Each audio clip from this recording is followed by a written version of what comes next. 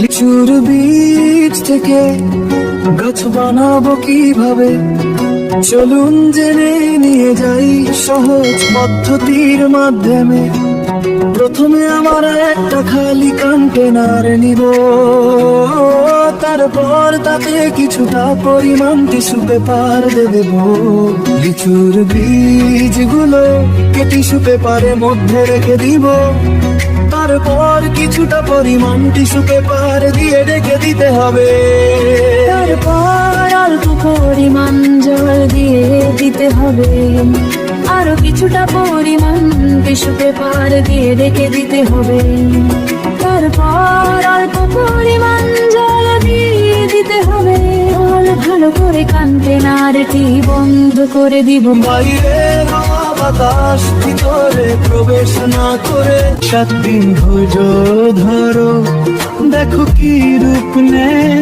ওনারা দেখতেই পাচ্ছেন আস্তে আস্তে তৈরি হচ্ছে, তো আশা জাগে লিচুর বীজে গাছ হবে। লিচুর আবার কন্টেনারটি বন্ধ করে দিব। দিন পরে পাতাও কি দেবে, কন্টেনার খুললেই নতুন প্রাণটা দেখবে। ছোট লিচু গাছে পাতা বের হয়ে গেছে, আর কন্টেনারটি বন্ধ করব না। 30 দিন পর পাতাগুলো আস্তে আস্তে বড় হচ্ছে। কন্টেনার থেকে বের করে মাটির মধ্যে রোপণ করে দিব আমরা। অল্প অল্প যত্নে সবুজ ডাল বের হবে, লিচু বীজে গাছ হবে।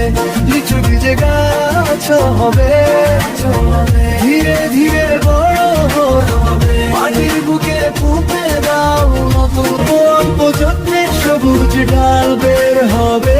লিচু বীজে গাছ হবে, লিচু বীজে গাছ হবে, ধীরে ধীরে বড়